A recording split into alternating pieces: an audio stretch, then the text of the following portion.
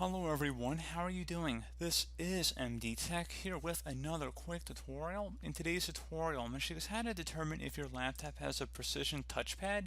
So this should be a pretty straightforward tutorial, guys, and without further ado, let's go ahead and jump straight into it. So we're going to just start off by opening up the start menu.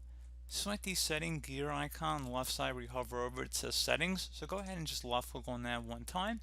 And now that you're in the screen here, you want to go ahead and select the devices tab or devices tile. So go ahead and left click on that.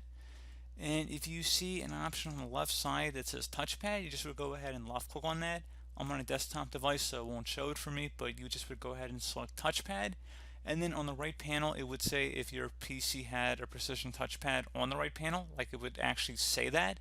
So again, left side here, you would select touchpad.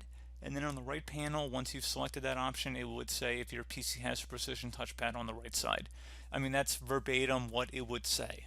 So pretty straightforward process here, guys. I do hope that I was able to help you out, and I do look forward to catching you all in the next tutorial. Goodbye.